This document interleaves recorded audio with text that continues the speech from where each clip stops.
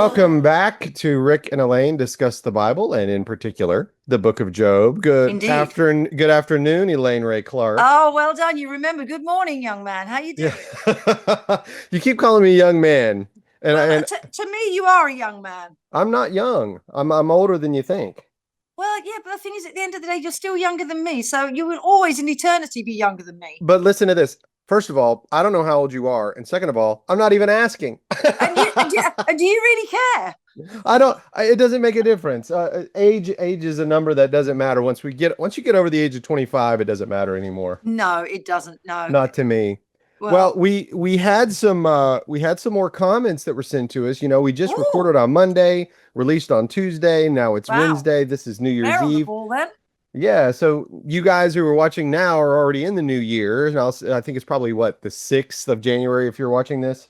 But 6th of January. that's when it comes out. For us, Oh, we're doing sorry. I it. thought you said there. I thought, where in the world are they 6 days, 7 days ahead of us? They're 7 days ahead of us because, well, or more, less actually, 6 days. Um, Oh dear. but a lot of our friends made some comments, and I'll start here. Tony Driver, she said, "For Hi, me, Tony. yeah, hi Tony. For me, I have to remember God's grace has the final word." Great study. Oh, bless your heart. I know. Wonderful that you're listening. And it's wonderful that you're contributing. Just keep coming. Yeah, I love these people. I I do. know. I do. I'm I so know. glad that I've met them. Lori Stone, I sent the questions, and now we're going to Yes. go ahead and tell you the reason why there was a long response. I'm going to tell you even from myself. Those questions are big and important, and I don't even know the Vast. answer to some of them. No, Or if I I don't do, I even haven't know quite fully the developed. meaning of some of them. I know. So now I've given them to her. You gave them to me on the 25th of November. I gave them to Elaine yesterday. So you're going to have to give us some time. I think we're going to do a little side chat and talk about this a little bit. Mm. Maybe we might record it and then send it out there for you, Lori. But I mean, those to be honest questions with you, are there's an wild. awful lot there, Laurie. I mean, in each sort of question, there's sort of an hour long, if not more, study on those things. And it would be a mammoth task to go through the whole lot to sort of answer it, maybe to your satisfaction, because they're quite intellectual, Yeah. the wording and the whole sort of format of it all. So, Yeah. yeah, I think I'm So a little Elaine bit more simple than that. and Elaine and I need to make it very clear to you that we're not intellectuals. We're not. All right, but Lori did comment on our study that came out yesterday. She said, "Love you both. No worries on the questions. Bless you. They will come out as we study together. So we don't even Yes. have to answer them," she said. "Hope to meet you Wonderful. both in person someday at one of the conferences. I am jealous, I guess because we're trying to get a Berean." And then she Uh, said, "LOL. I also had the Hebrew word for evil on my follow-up list. Glad to see Alan bring it up and appreciated your post on it.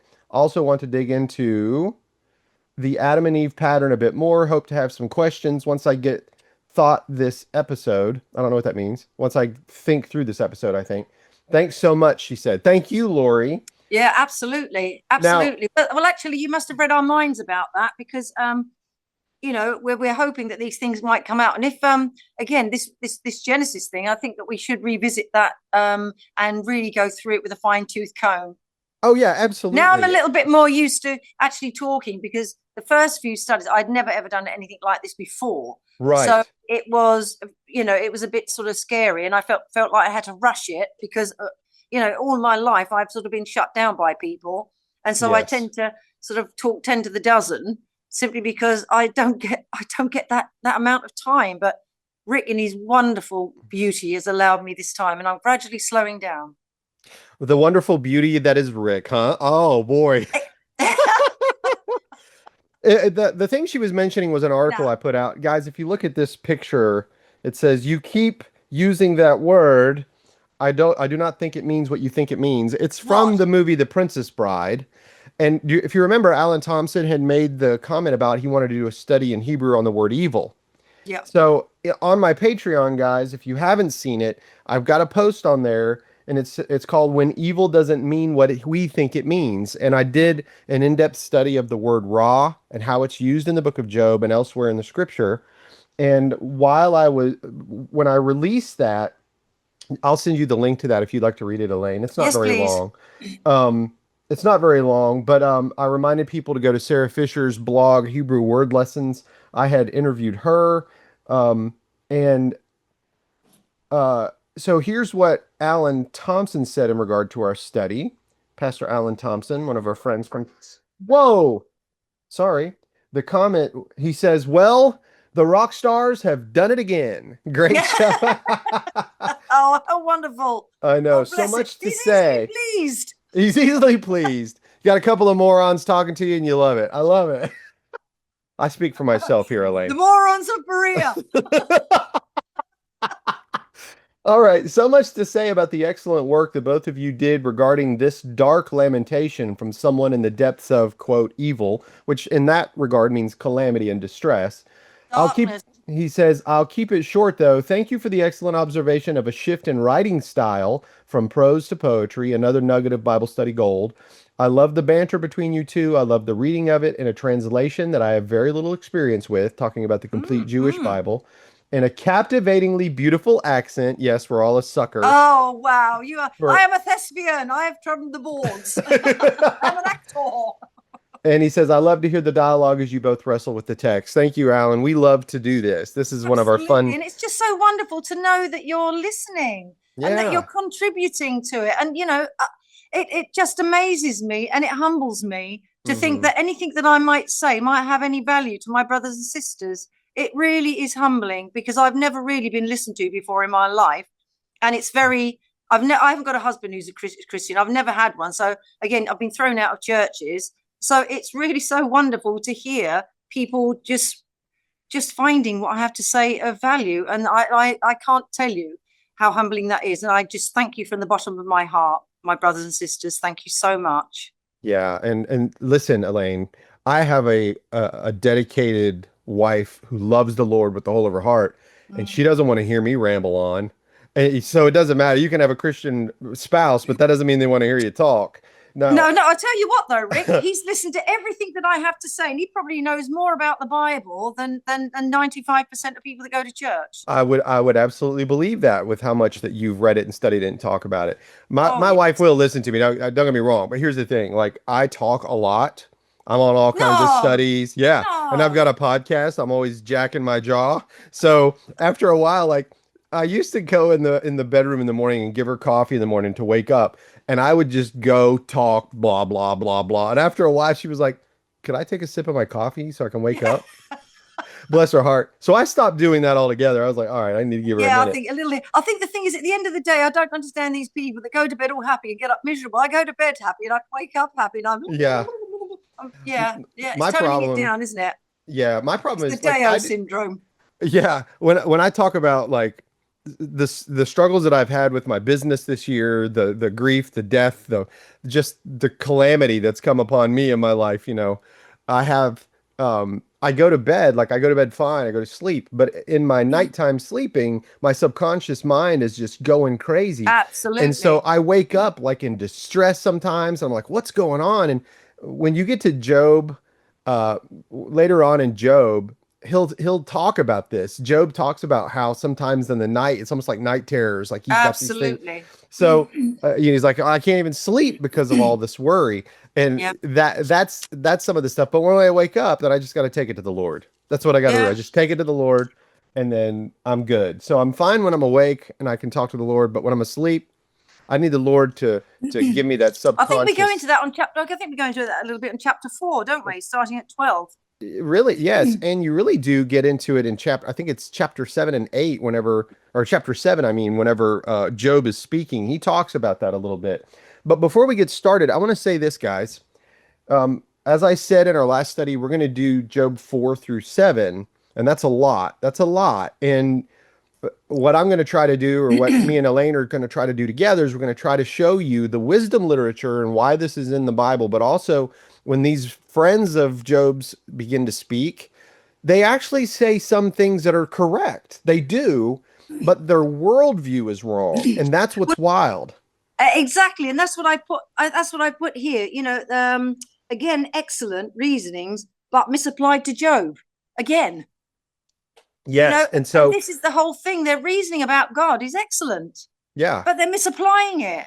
Exactly. They're misapplying it. And that is exactly, we're going to bring this full circle in each study that we do because we've got a few things. And let me read this. I have this Bible called the Companion Bible.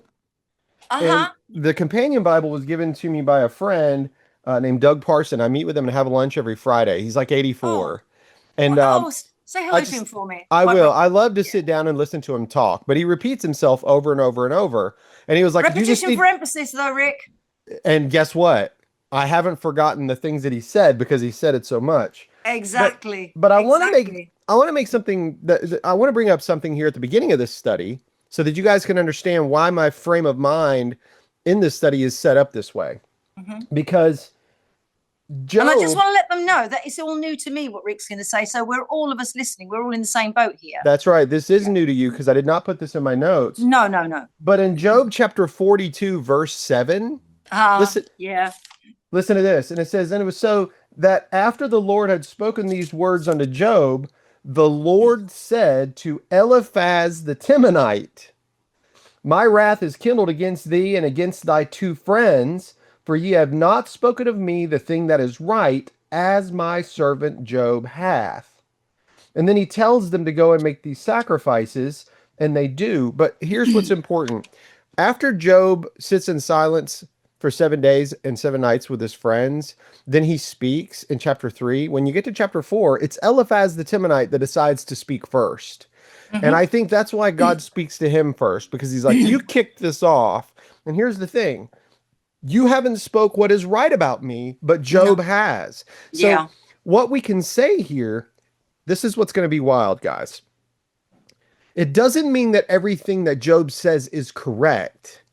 What it means is that his posture towards God is correct. That's what's really Absolutely. wild, okay? Yeah. So Job will actually he'll say some things and overreach beyond what theology gives. He's speaking from the heart Absolutely. in his suffering. In his So, pain. yes, and he's looking to God. He's not cursing God. He's looking to God and he's being honest with God. That's exactly, and that's the word, honest. He's Yes. opening his heart, no matter how awful it might sound, no matter Hmm. how sort of damning it might be to him, he's still opening his mouth in honesty, in Yes. truthfulness, and So, that's how he yes. felt in his suffering.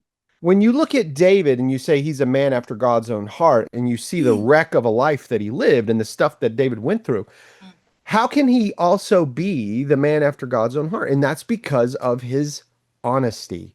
His Absolutely. posturing towards God Yeah. is why. Because Yeah. ultimately he'll call himself out. I am a sinner before God. Yeah. Sometimes he has to hear it from Nathan, but he still listens and he repents and he gets in action, like he bows down. I mean, that's what Job's doing. Job's like, we're getting ready to get into what his friend says. His Yeah. friends does say some things that are right, but it's how he's saying them to Job that's wrong. It's misguided. And not only that, when you think about David, the difference was he did do some grave sins. He did commit some grave sins. And the thing is, God forgives your sin, but you still live with consequences. Yes, And you he do. gives you the comfort to then live through those consequences. He doesn't Hmm. sort of take it all away. Yes, he forgives you. It's pure as the driven snow. I choose to remember no more. But the consequences you suffer, where Job, in his honesty, he didn't really do anything that deserved what he had. Hmm. I mean, obviously, he's a sinful man simply because, he's from the loins of our forefather Adam. Right, But he didn't do anything, but he was misguided in his reasoning. And as it says, he's honest. David wasn't honest. He tried to cover it up. right, He right. was caught out in his own trickery. He tried to just Yes, make out, didn't he? you sure Whereas we did. have a different idea here with Job. This Hmm. is a man that is just being totally honest, can't work it out, starts to reason, God got it wrong, and then God answers him. But then we know that how God ends it because he blesses him, rewards him, or gifts him, shall we say, with Yes, all these things. It's not as if he then suffers consequences of something like David did. I mean, there was always pandemonium in his house after those things. yes, It, it, it, absolutely. it, whereas Job, it was the other way around. Hmm. So yes, they're coming from the same sort of angles, but not poles apart. Right. Yeah. And I said at the very beginning of this that I'm a moron, but just hear me out. I think I'll you prove included it. me in that though, Rick. No, I shouldn't have. I'm going to open my mouth and prove it now. No, but the reality Moratorium. is, this is wisdom literature as well. I believe this is an actual thing that happened. I do believe it happened because James references it. And I don't think he's It does. referencing it as a story. I think he's referencing it as a man who went through this. Well, do you know what I was thinking about that because I looked up the men of faith and stuff like that, and I was looking that many of them were prior to Abraham. Hmm. You got Enoch, you've got Abel, you've got Noah, Yeah. and I just wondered whether he was in it, but of course he's not in there. I had to No, check it twice, he's but he's not. not in there. You And you know think why? just He's not from the promised line. no, exactly. But this is what I'm saying. This is why I think that it's the men that pass on the seed. That you could marry women. He was a man outside the covenant arrangement, outside of, Hmm. of Abraham. But of course, you can bring women in. Like you had Ruth. You had Rahab. You see, it's Hmm. always the male that it's carried through. You can introduce women into the line, it doesn't matter. But if Hmm. you are a Hebrew man and you are a Hebrew woman bringing a Gentile into that, you're done for. Hmm. You're done for. That's it. You're exactly right. So here's what I would like to do if you're willing to do it with me here. What we're going to try to do is show you the worldview of each one of these men as we go. And then we're going to show you how Job responds to this. And it's brilliant. This is the most brilliant book I've ever read. Like when I Mm-hmm. and I put a lot of effort in, and Revelation is too. All of the books are, but this book in particular, guys, you got to put on your serious thinking cap. Like you Yeah, you really have. got to stop. You can't just read through this willy-nilly. You No. cannot. So, Elaine, would you be willing? I know this is a lot. Please forgive me, guys, but would you be willing to read from the complete Jewish Bible? Chapters 4 and 5 in order. And guys, if you would, like I told you before, put your stuff to the side, lean back, close your eyes, just listen. If you're at work and you're working on the job and you got your headphones in, just listen. This is the word of God that's been preserved down through the ages. Hear it being spoken to you in a beautiful British or English accent. Exactly. And if I falter, just forgive me because it's a long, long. It's a lot, but please listen. This is the friend who finally opens his mouth to speak back after Job. Keep in mind what Job chapter 3 was. It was a lot of darkness and a lot of anguish and a lot of hurt. There was. This man's going to speak. Right. Then Eliphaz the Temani spoke up. If one tries to speak to you, will you mind? Yet who could keep from speaking? You have given moral instruction to many. You have firmed up feeble hands. Your words have supported those who were stumbling, and you have strengthened the weak kneed. But now it comes to you, and you are impatient. At the first touch, you are in shock. Isn't your fear of God your assurance, and the integrity of your ways your hope? Think back. What innocent person has perished? Since when are the upright destroyed? What I see is that those who plow sin and sow trouble reap just that. At a breath from God, they perish. At a blast from his anger, they are consumed. The lion may growl, the king lion may roar, but that old lion's teeth are broken. So the lion succumbs from lack of prey, and the lion's cubs are scattered.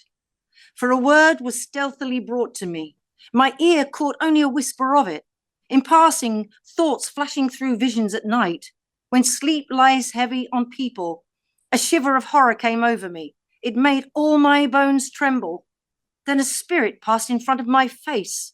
The hair on my flesh stood on end. It stood still, but I couldn't make out its appearance. Yet the form stayed there before me. Then I heard a subdued voice. Can a human be seen by God as righteous?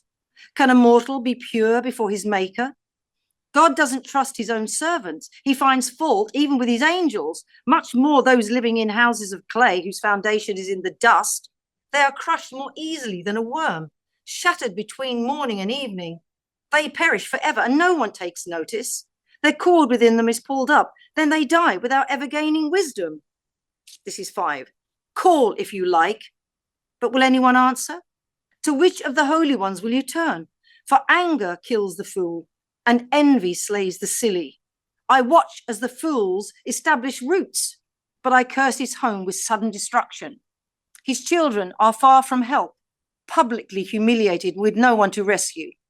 The hungry eat up his harvest, taking it even from among the thorns, while the thirsty are panting, eager to swallow his wealth, for misery does not come from the dust, or trouble spring from the ground. No, people are born for trouble, as surely as sparks fly upward.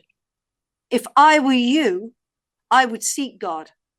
I would make my plea to him, for God does great deeds beyond investigation, wonders beyond all reckoning.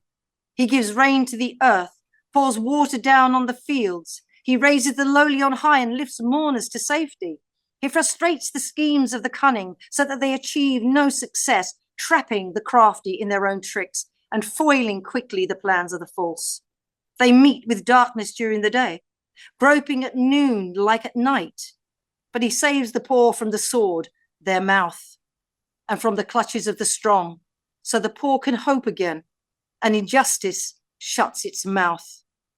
How happy the person whom God corrects. So don't despise Shaddai's discipline, for he wounds, but he bandages the sore. His hands may strike, but they also heal. He will rescue from sin 6, yes, even 7 disasters. No harm will touch you. In famine, he will save you from death, and in war, from the power of the sword. You will be shielded from the lash of the tongue, and you won't have to fear destruction when it comes. You'll be able to laugh at destruction and famine.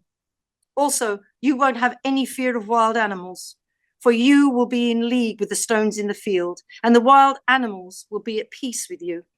You will know what your tent is safe. You will look around your home and miss nothing. You will know that your descendants are many, your offspring like grass growing thick in the fields. You will come to your grave at a ripe old age, like a pile of grain that arrives in season. We've looked into this, and that's how it is. Listen and know that it is for your own good. Mm.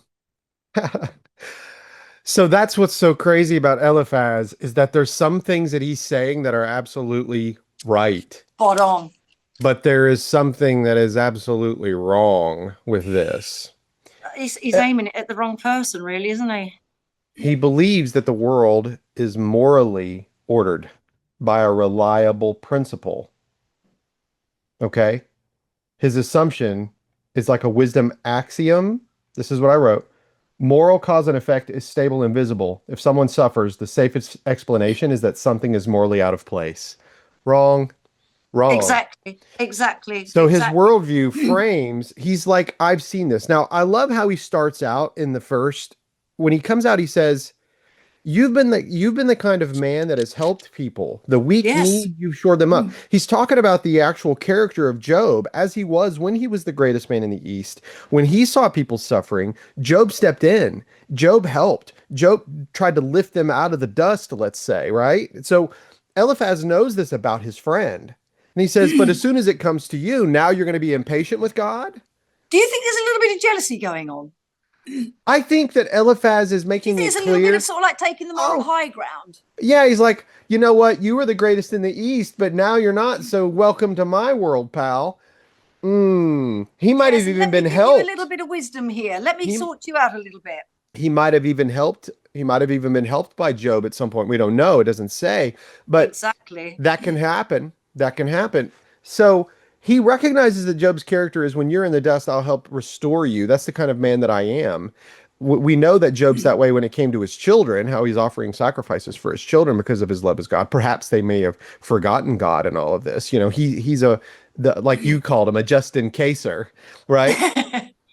But so Eliphaz comes right out, you know, and he's like, in verse 8, he says, as I have seen, this is chapter 4, verse 8, as I have seen, those who plow iniquity and sow trouble reap the same.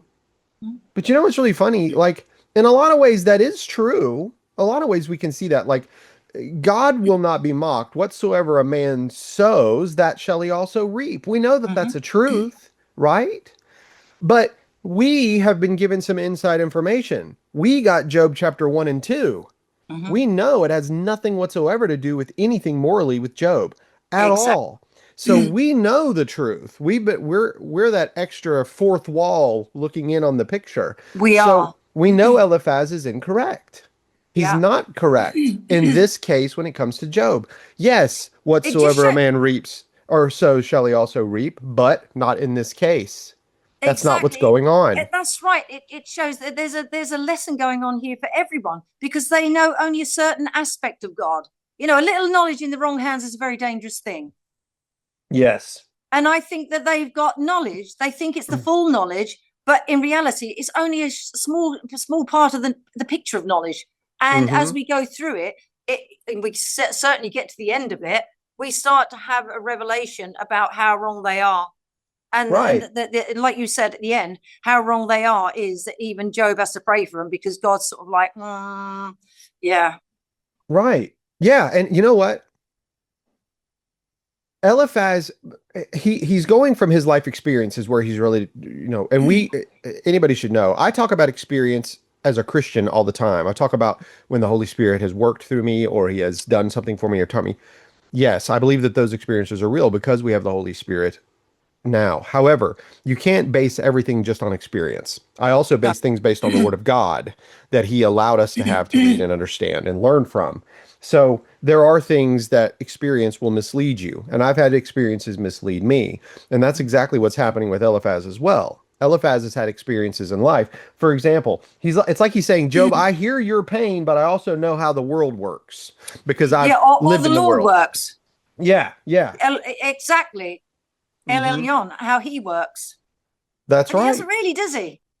No, and what's really wild is that Job is arguing, and we'll get to what he's saying later. But what you need to recognize, and this is what I love, thanks be to Jesus Christ our Lord, because we have his example to look upon to know the true wisdom and character of God in human situations, That's right. And because even then, he never sometimes we failed. get, yeah, that's exactly. And even then, sometimes we get, myself, I might be in a situation, but sometimes I think I've got God's stance on it. But then I have to be honest with myself and say, well, am I looking it through the eyes of, I'm a bit annoyed? Or am I a Right. little bit angry? Am I distorted? And then this is where the honesty comes out. You have to say, well, Lord, I'm looking at and I'm trying to justify something. There is no justification for it. I just have to suck it up and say, this is what I need to do, Lord. And a bit like those two boys that one didn't want to go out, but he did, and the other one wanted to go out, but he didn't. So, Right. and then you just force yourself and say, look, Lord, at the end of the day, I need to do it this way. Yes, and also that is for the Christian, we have to stop and talk to him. Mm. We have to put ourselves in a posture towards him saying, I honestly don't know what to do right now. That's right. And Can you sometimes be we honest don't. with God? And the thing is, God can handle it. He does and Well, let's will. well, let's face it. He knows exactly what you're thinking before you even think it. Yeah. So it's not as if it's going to be a shock to him, is it? No. It's like your children when they've been naughty. You know exactly what they've done, but you don't want to tell them. You want them to come to you to Hmm. tell them, so you've got a good relationship and they can approach you even when there's something they've done that is wrong. And Yes. that is the same thing with God. He's not saying, well, actually, what have you done? Well, I'm really not privy to what you've done. Yeah, I know and I what you've think that's done. really You can't hide anything. right. And to me, that's the lesson early on in this exchange between Eliphaz and Job, because Yeah. Eliphaz is talking about God. Job is talking to God, with Yes. God, saying, for example, all right, so Eliphaz says something that's correct here. He says, uh, how happy the person whom God corrects. So do not despise Shaddai's discipline.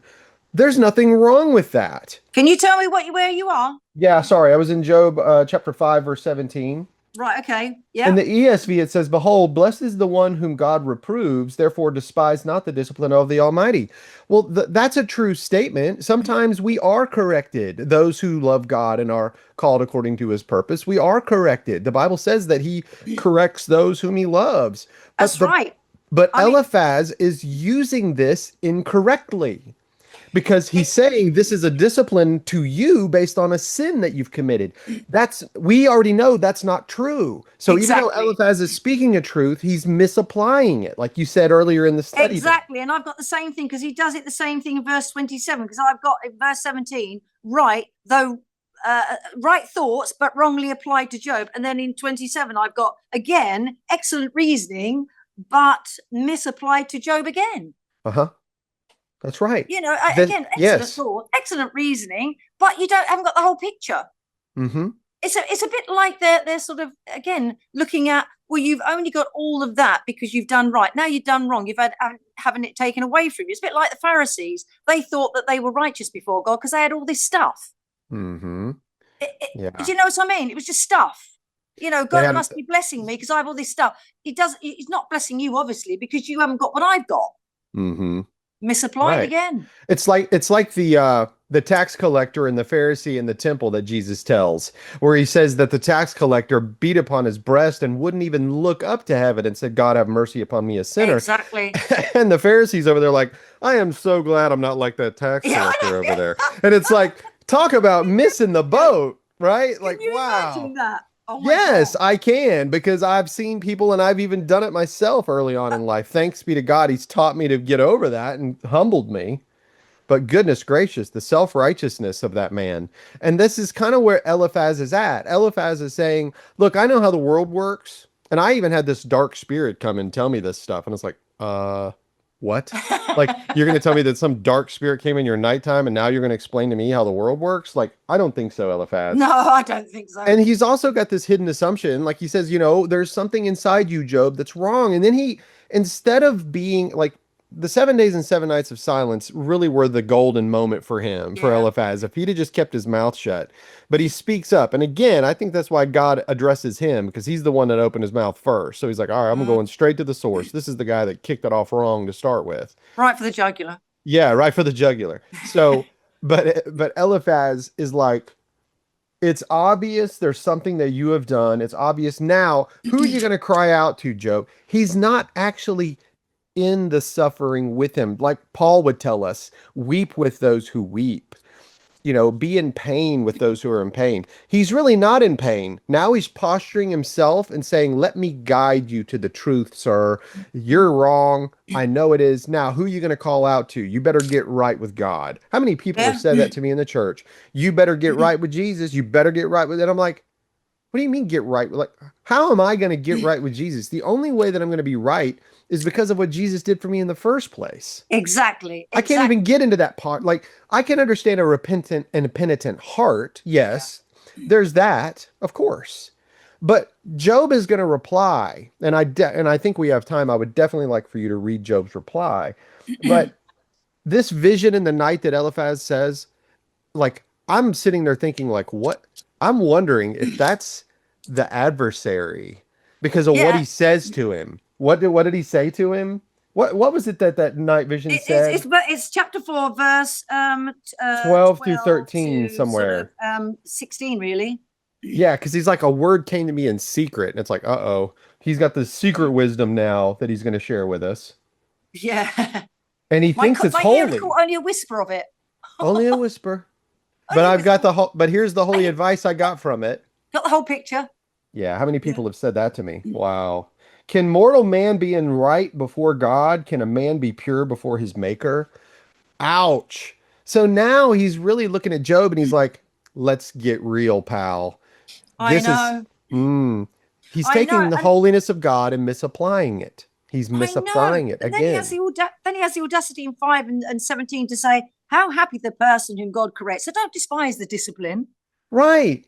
And, you can again, and that's a truth. Like, that's a truth, but he's misapplying it and he's basing it off a dark vision that he had. It's like, what is this, dude? Like, again, I mean, it just amazes me that the sort of the poetic sort of license that they have here. I mean, I couldn't even make up one chapter as beautifully as it's been written down here. And I just think to myself, who actually wrote it down? Mm-hmm. I know. It's crazy. It feels like after everything I've ever heard from Solomon, like in the Proverbs, Man, it feels like a Solomon writing. Like, I'm not saying that he is, because a lot of people believe this is before Genesis even.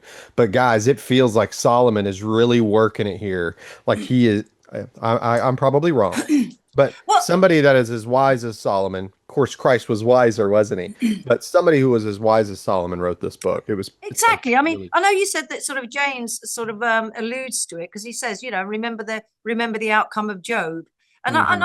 again that has sort of fleetingly crossed my mind. Not that something dark came to me in the night and I heard a whisper of it. Are you sure? I'm being sarcastic, aren't I? Old sister, come down from that high horse. Yeah, I saw a dark vision, so now I know Yeah, the truth. exactly. Grovel on the roadside, the curbside there. Um, but yeah, no, I just thought to myself, I wonder whether it was written down as some kind of story. You know, if it didn't actually happen, was it written by somebody who really wanted to get across how the reasonings of humans can be? They can go to the depths of reasonings, and their reasonings can be based on perfect, accurate understanding, but really not sort of aimed at the right people. You Yeah, I know, mean, yeah, definitely. This could just, because it's yeah. very poetic and it's sort of Hmm. was it written down, you know, and it says there, you know, when it says James says remember the outcome of Job, and I wonder whether it was moral instruction or And it you was know an what? And it instruction in the could ways. be.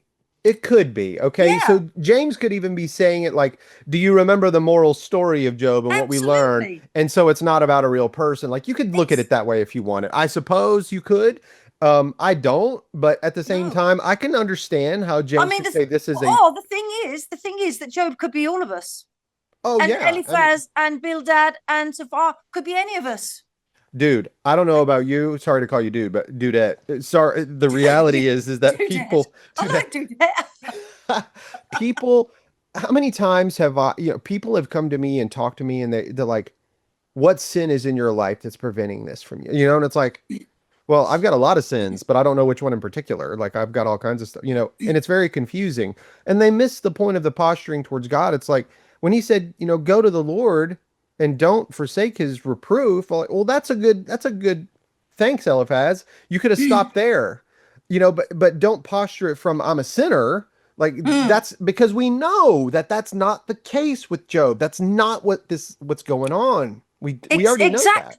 That's right. And is again, is he sort of turning around? So when he says, "Remember the patience of Job," is he turning around and saying that you're going to have all these people come up against you, that you are going to Yes. have them saying you're getting it wrong, that you are going to have them trying to take you back to sort of like the temple and the priesthood and the sacrificial system. You're going to Hmm. have pressure on you. You're going to have tribulation. You're going to have all those things, but they're wrong. Remember that yes, they might be right as God allows it, but they're wrong in their reasoning towards you about it. So maybe he's Right. saying, remember the story of Job. Maybe it's a moral story. Hmm. And maybe it is.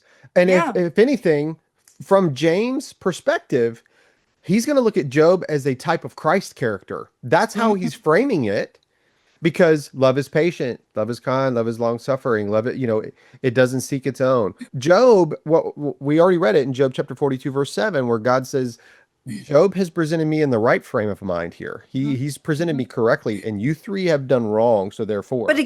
but again, you could also take that as well in Revelation 2, where it says that that I will have them come to you Mm, and worship at your feet, bow down to you. So hmm. it's almost like, once again, these ones have been sort of like saying these things. They're sort of trying to break them down, but keep your moral standing. Just stay firm because you understand who God is. But I will have them come to you, and Hmm. they will Yeah. realize that they are wrong and you Yeah. are right. So Hmm. you stand firm, stay strong, understand that there is a reasoning behind it, and Hmm. it is for the glory of God. That's exactly what it was with Job. Yeah, there is an aspect of this. Thank you for saying that because there is an aspect to this story. If you think about it, Job was the wisest man in the East, the greatest man in the East. He was all of that, and his friends have come to bear the burden with him, to be with him in his suffering. But you want to know what's reality? They get blessed by being with this man who's in the depths of despair. They still Exactly. get the blessing from Job. They And still that's get, the and yeah, yes. exactly. And that's And the the whole true God talks to these men. yeah. And That that's the wasn't thing. happening before. And this is what I'm saying. It's a bit like that, when it talks about in Luke chapter 16, where it sort of talks about, about the manager cannot be sort of like looking after the interests of the homeowner. Mm-hmm. And he says to them, make friends of unrighteous riches, or what you consider to be unrighteous riches, so that when you Mm-hmm. fail or when you die, because he's going to talk about them being buried in the next sort of like part of the 5-part parable. Right. And he says, make friends, and then they will invite you into everlasting arms. So Mm-hmm. he's not sort of advocating that he was right in the way that he operated, because he was deceiving, and he was he was underhanded, the manager that was given the boot, so to speak. But he says that at the end of the day, make friends with unrighteous riches. And I'm Mm-hmm. just thinking that here they are saying that you must have done something wrong. You must have done something wrong. I'm right. You must have done something wrong. But they were distorted in their viewpoint, the same as the Pharisees. But Mm-hmm. again, like you said, who was the one that ended up praying and welcoming them back into the fold, even though that they had done wrong? Mm-hmm. It was Job. Yes, it You know, is. so And again, there's all these linkings. That's what I was thinking about this, over the last day or two since Monday, and just thinking there's so many sort of links to the New Testament or the letters of the apostles and the Gospels, that, you're just thinking, now, is this a sort of a moral story that is being drawn upon, that you can go back to it and just say, look, this is the outcome of Job. Remember it, all that he went through, all that was stuff that was thrown at him. He didn't understand what was going on. You do. You know mm-hmm. now the story, like you just said, we are privy to that. We're the fourth wall. We can see him. Mm-hmm. And they That's right. could then. Mm-hmm. But he's saying, remember the story of Job? He didn't even have that fourth wall to be able to see him. Remember Right. his patience. Uh-huh. You are Yeah. even more forward in the understanding and the Mm-hmm. knowledge of what's going on here. Stand firm, because you know the outcome of Job. You know what Yes. happened. And not only that, you Amen. not only knew the outcome physically, that he would get more stuff, but also how he was blessed by God by knowing God more. And Mm-hmm. that's the whole thing, isn't it?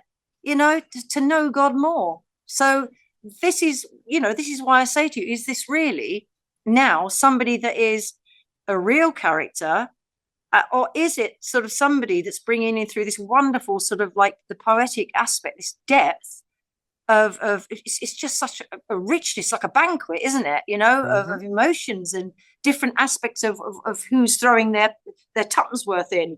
And you just think, I will acknowledge that this could be a wisdom literature piece yeah, to teach the Hebrews humanity and what their posturing towards God should be and where people yeah, go wrong.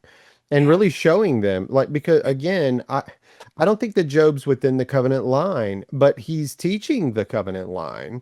Kind of like the way that Paul says the Gentiles have a law unto themselves, the Yeah. do the law without knowing the law or a law unto themselves. I would say that this is the case for Job. Job has the correct posture towards God, and God But brought the adversary to him to prove it. exactly. And not only that, we don't know. Again, this is once again, is it again like a teaching aspect, simply because we know that Job wasn't of that line. Job was a Gentile, whether it was before Abraham, because Abraham was a Gentile, Hmm. or after Abraham, or and that sort of like the line that Christ would eventually come through. Hmm. It's just it just makes you think, the whole thing, the whole idea, because they would have understood that Job was a Gentile. Hmm. And yet Yeah. and maybe that might be a teaching aid, just as Job was a Gentile, and God worked with him. Now we're Hmm. working with the Gentiles simply because, this is what God, or he always wanted to bring the nations back in after casting them off, because immediately he said to Abraham, through your seed, all the nations of the earth will be blessed. And that's Hmm. it, you know. Yeah. And he believed, he was credited with righteousness because he believed God. And like Paul says, now, was he credited with righteousness in circumcision or out of circumcision? Right. Right. Well, it was out, Yeah, it was out. Hmm. and the sign is given as, or circumcision was given as a sign. So once again, is he sort of bringing all these different aspects are being brought in? The further you go, it's like a treasure trove, isn't it? Really, the more you Oh, think about it, yes. The more you dig, the more. Yeah, absolutely. you So know. let's do something. The latest thing that we were talking about that Eliphaz said had to do, like, basically, can you compare yourself to the holiness of God? Job, and when you're going to him, like, of whom can you ask? Can you really compare yourself? And that is like a punch in the mouth. Yeah. It's almost like if I were to look at my sister-in-law who just lost her daughter and say, "Yeah, but you can't. I mean, can you really look at God and be angry at him? And he's the holiest of holies." It's like you don't say that to somebody that just lost their child, much less 10 children and everything that you had. Like Eliphaz is definitely posturing and elevating him a little bit, and he's like, "Hey, this is the holy God that you're talking about over here, right?" Exactly. And And Job's that like, "Wait a minute. I definitely want you to read Job's response here in a minute because I want everybody to just listen to how Job responds to this. And if you don't get it, read it yourself like 3 or 4 times because it's right. I brilliant. just His want to make response, that because you said that you made what scripture was it that you were reading? Can it man? verse, yeah, it's chapter 4, verse 17 through 19, where can a Right. mortal be Can a righteous human before be seen God? by God as right? Can a mortal man make his? So he's actually talking, and I like the fact here and here we are. These are words that are being spoken out by Eliphaz, right? These words are sort of quite cutting, really. Although it sounds very righteous, and it is, but it's Yeah, quite hurtful because Job knows exactly what he's done in his life. And then, right. but I love chapter 5 where he says, where it talks about if I were you, I would seek God. And then he goes on to give like the next few verses. But then he says he saves the poor from the sword, their mouth. He Hmm. saves the poor from the sword, their mouth. So therefore, if Eliphaz is actually saying he saves the poor from the sword, which is the mouths that open these words, but Eliphaz is the one that's actually sort of condemning him through these words That's that he's right. saying he could be saved from. That's right. No, It's crazy, that's the isn't it? irony of this story. That's what's so ironic because it's like a lot of things he's saying is true, but it's how he's applying it. He's applying it wrong. Exactly. And I so, know. because like, do you think Job thought he was pure? If Job thought he was pure, he never would have offered sacrifices in the first place. No, And Job's going to come out and say that here in just a minute. He's going to be like, "Oh my goodness, if I could have these things weighed against my holiness, goodness gracious, like I know. in comparison to you, Eliphaz, let me show you something here." But that's not what this is about. It has nothing to do No, with my purity at all. It has everything to do with what God has ordained to happen. And it had nothing exactly. whatsoever to do with me other than the fact that I was righteous and blameless in his sight. That's really what Exactly. it's about. I know. It's like physician, heal thyself. Yeah, yeah. Do you care to read Job's response to Eliphaz? Again, guys, put your stuff aside and just listen. I know we only do this for an hour, so there's a lot of Bible reading in this, but to me, I would rather you hear God's words than my words. Well, yeah, I still like the way that you just throw it all over to me, though, Rick, don't you? Sort of like, Yes, because you have a beautiful English accent, and they'll listen. If I read it, they're going to be like, "That guy's a dumb hick from North Carolina. I don't want to listen to that." but you forget I hear myself all the time. It's nice to hear an American accent. Anyway, we're on chapter 6. So Job responded, I wish my frustration could be weighed, all my calamities laid on the scales. They would outweigh the sands of the seas. No wonder then that my words come out stammered, for the arrows of Shaddai find their mark in me, and my spirit is drinking in their poison. The terrors of God are arrayed against me. Does a wild donkey bray when it has grass? Does an ox low when it has fodder? Can food without flavor be eaten without salt? Do egg whites have any taste? I refuse to touch them. Such food makes me sick. If only I could have my wish granted and God would give me what I am hoping for, that God would decide to crush me, that he would let his hand loose and cut me off, then I would feel consoled, so that even in the face of unending pain, I will be able to rejoice, for I have not denied the words of the Holy One. Have I enough strength to go on waiting? What end can I expect that I should be patient? Is my strength the strength of stones? Is my flesh made of bronze? Clearly, I have no help in myself. Common sense has been driven from me. A friend should be kind to an unhappy man, even to one who abandons Shaddai. But my brothers are as deceptive as Vardi streams that soon run dry. They may turn dark with ice and be hidden by piled up snow. But as the weather warms up, they vanish. When it's hot, they disappear. Their courses turn this way and that. They go up into the confusing wastes that are lost. The caravans from Timar look for them. The travelers from Sheba hope to find them. But they are disappointed because they were confident on arrival there that they are frustrated. For now, you have become like that. Just seeing my calamity makes you afraid. Did I say to you, give me something, or from your wealth, offer me a bribe on my behalf, or save me from the enemy's grip, or redeem me from the clutches of oppressors? Teach me, and I will be silent. Make me understand how I am at fault. Honest words are forceful indeed, but what do your arguments prove? Do you think your own words constitute argument, while the speech of a desperate man is merely wind?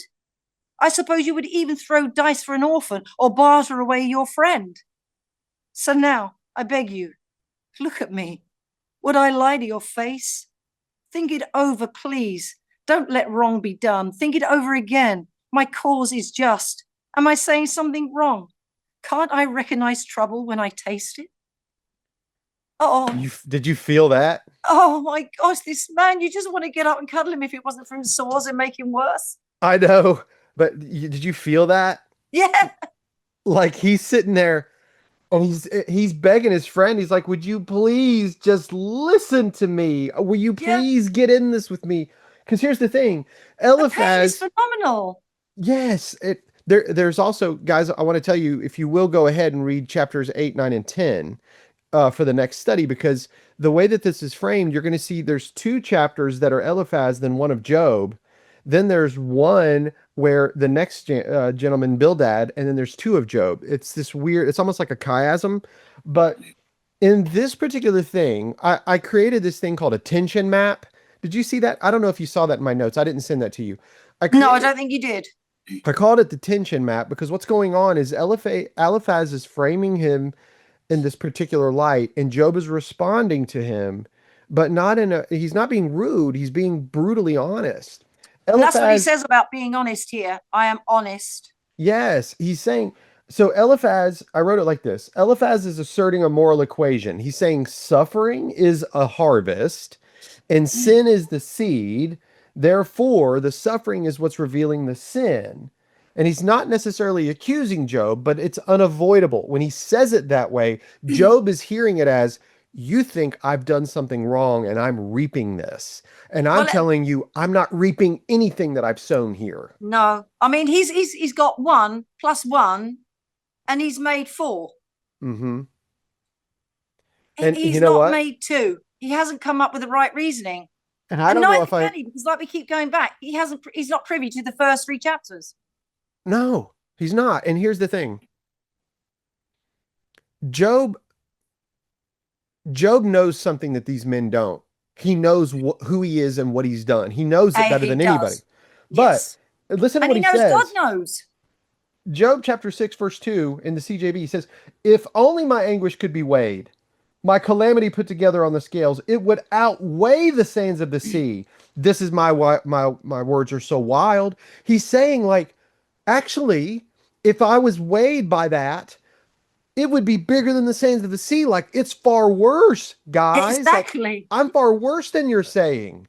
Yeah. That's not what this is about. No. Please hear me, listen to me so that we can, like, be with me as my friend and listen to this, please.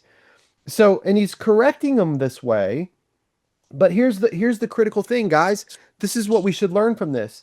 Wisdom that refuses to weigh suffering before evaluating speech becomes an accusation. That's what Eliphaz is doing. It's refusing to weigh the suffering, like he's not in the suffering with him. Watch what Jesus does when he goes near people that are suffering. Just watch what he does. Mm-hmm. He gets in with it or he heals it. But it says Jesus has compassion on them. Remember when he goes, what was the name of the man that was blind from birth? Bartimaeus. And he goes up to Bartimaeus. What will you have me do to you, Bartimaeus? That I might receive my sight. And so he gives it to him. But he didn't just go in there and pop you go. Right? He got involved in it. When people were sick. Well, he didn't go in there and say, what have you done wrong to be blind in the first place? No. What was it? John chapter 9. Remember whenever the man that was born blind, same kind of a situation. And the disciples come up and says, what did he do? Or what did his parents do? Yeah, see? And Jesus said, it has nothing to do with the parents or the sin. This was done for your benefit because I'm getting ready to do the glory of God again. Yes. And that's what's happening in Job, guys. He's revealing himself in this book. You're going to see him before you get done with this book.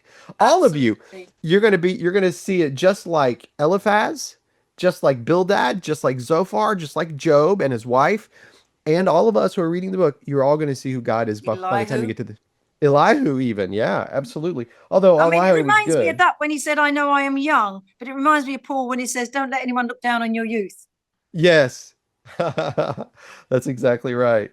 So I'll just say it like this. There's plenty of tension. I can't give you all of these. Like I can't break them down just because of the time frame. If we wanted to do another hour of this, I could, but I don't think it's necessary. I think that if you look at suffering and interpret it solely as discipline, and by the way, I've had problems in my business and I've asked myself, what did I do to go against God? That's the natural human instinct. What did I do wrong to deserve this suffering, God? And sometimes it's for his glory, and sometimes it is correction.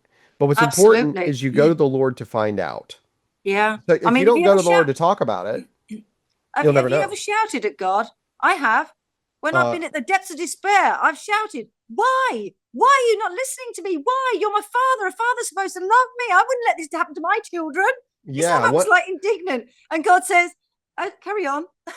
yeah, I think Then one when you time, I think calm I told down, you I'll this. approach you and tell you why. You'll find R- out. Yeah, I think I told you one time that I went outside and I started shaking my fist Absolutely. at the moon, Yeah, yelling yeah. at the I moon always at look at the night. moon.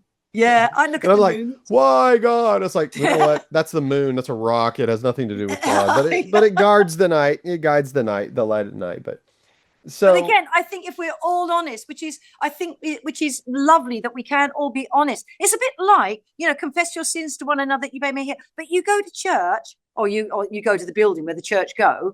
Not that I do anymore because I'm not allowed in there. But it's almost like Christians, when they become Christians, they have to act a role because they can't let their Christian halo slip because the estimations will drop in other people's eyes if they actually show what they are. hmm hmm Instead of turning around, the amount of times I've been at a group and people have said, speaking about things wrong. I said, you know what? I let a couple of swear words slip sometimes when I'm really angry. And they yeah, of go, course. oh, do you know You're what? unholy, I've done that. I've done that before. And you think, well, it took me to say it before everybody sort of up with their hand and say, yeah, I've done that as well. right? It's hmm almost like, phew, it's not just me. I'm not just the worst Christian in here. We're all the Right. same. And I Yes, think we it's when are. you recognize we're all the same and we admit these things to one another, that's when we can truly move on. It's like I hmm say to my children, all the time you pretend to be strong, you remain weak. But as soon as you air your weaknesses, then you become strong. And I've Amen. always said that to my children. And it's true. And I said to you earlier on, even in my inability to understand something, I'm extremely confident. Yes. You know what? All right, so let's wrap this up. I'll wrap this up. There's two thoughts I have I'd like to share and then let you talk about it, Elaine. So there's this one verse that I love. It's what Job says um, about his friends that come in. It's verse, oh, where is it? The one where he talks about my friends come in like a torrential flood. That word that's in the Hebrew is wadi, and it's like what happens whenever you have like It's the like, monsoon season. that's right. And he's like, my friends come in like a wadi. You come in, you flood all up in here, and the next thing you know, you're gone. That's right. Right? That's right. So he's now his presence of his friends doesn't feel like this like you understand my suffering. It's like, uh-oh, you're coming in like a torrential flood. They're And like a train, aren't they? yes, and the last thing that I want to say in regard to this, just because time is over here for us. If you think that suffering is based on something that you do, then the cross doesn't have the correct meaning in your mind. Absolutely. 100%, Rick. You're basically saying, I'm sorry, Lord, you're not enough. Right. You've got to understand Christ had done nothing morally incorrect. Christ didn't sin. Now we know why he was put there was because of ours. Mm-hmm. But if you're looking at suffering as a negative because of something that someone did, then you don't understand the Christ because that's not what's going on. God Exactly. himself resolves the problem that we have. Exactly. All the stuff going on in Job. God actually resolves in the cross Exactly, through exactly. Christ and his Yeah. resurrection. And that's just it is. And it again, going back to Genesis, right way back there, you're introduced to the Savior, aren't you? Hmm. You Hmm. know, and it's a love story. It It really is. is for God's children. God never wanted his children to come from Adam's loins, like the first Adam. He Right. wanted them to be born from above because of his son from the Mm. heavens. That Hmm. that's what he wanted. He always wanted spiritual children. But Hmm. like we said That's last good. time, you have to come here to become one. That's right. That's exactly right. Well, Elaine, I think this has been good. Guys, we read a lot of scripture. We tried to cover as much as we could. I know No, we not so didn't much do of it the we. justice. We read a lot of scripture. Okay, let's start over. Elaine read all the scripture. I did nothing but sit here and enjoy it. So just Oh, but dear. there's Next time you can, because I like hearing American accents. fine. I'll read it in my southern vernacular. And then Job said, Yeah, I'd like that very much. I'd like that. And next time, I think I'm going to read it like you want to read it. And we're going to put some emphasis on that there, boy. I'm gonna get you good, boy. I'm going to whip your backside for you if you don't get done here now. And it's unfortunate. The people who are actually commenting the most on this are from Kannapolis, so they understand this vernacular of mine very well. We're from the South, so that's how we talk. So we like to hear a British accent or an English accent. Sorry, English accent. Exactly. You don't speak with a British accent, you speak with an Speak with an English. English accent. That's correct. Exactly. Exactly. Hmm. Well, thank you guys for listening. Please give us more of your comments. I know we didn't do these three chapters perfect justice, but you should have gotten the gist of it. Read Yeah. it yourself and also sit back and listen to Elaine reading it. It is powerful just to hear it. And if Oh, you don't and you want to go ahead, there's all kinds of apps that read it to you. I know the Bible app of mine will read it to me. Sometimes just listening to it is better than reading it. Honestly, it's I think again, and putting the emphasis on. I mean, not say that I do it wonderfully. I mean, I could do it far better, I'm sure, and there's other people that could. But the point that you're trying to make is you're really trying to get into, without being overly dramatic. You're trying to get into the thought process of the pain of this man. mhm. You're really trying to understand where he's coming from, and I know that we're wrapping up here, but I like it when he says in chapter 6, verses 26 and 27. Do you think your own words constitute argument, while the speech of a desperate man is merely wind? I suppose you would Mhm. even throw dice for an orphan or barter away your friend. The fact is, your own words constitute an argument, while the speech of a desperate man is merely wind. It doesn't mean anything to them. It's just, I'm desperate here, and nothing I'm saying. I mean, it's just heaping trouble and torment and pain to the nth degree. I mean, talk about kicking a man while he's down. They're getting the boot in there, aren't they?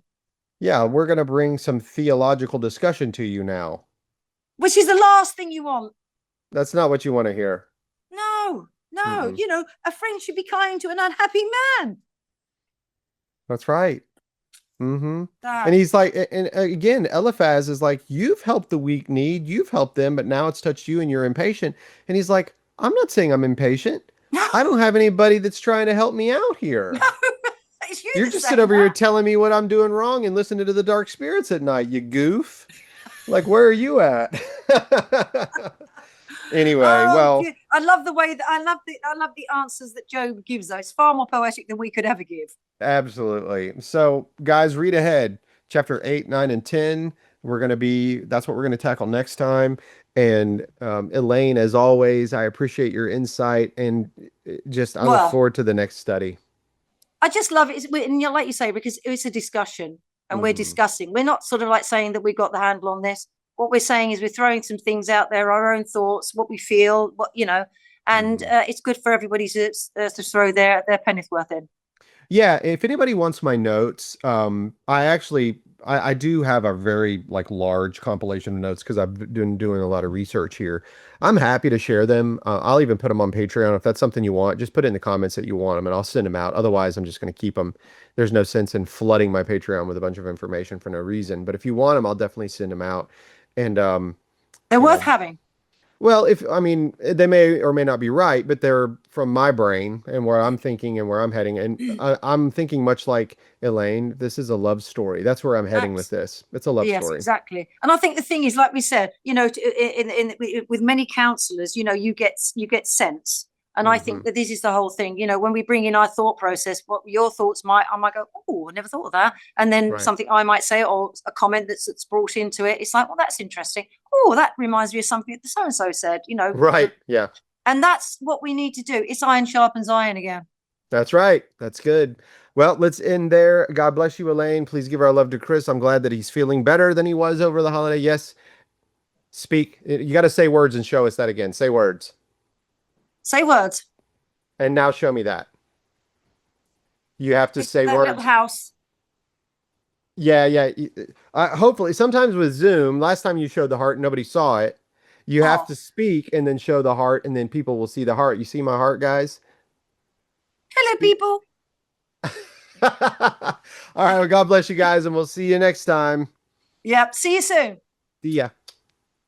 Bye, y'all. Bye, y'all. Come back and see you sometime. You hear? Iron sharpens iron, fire in the soul, faithful and strong, making broken hearts whole. Older teach the younger, lifting up the faith.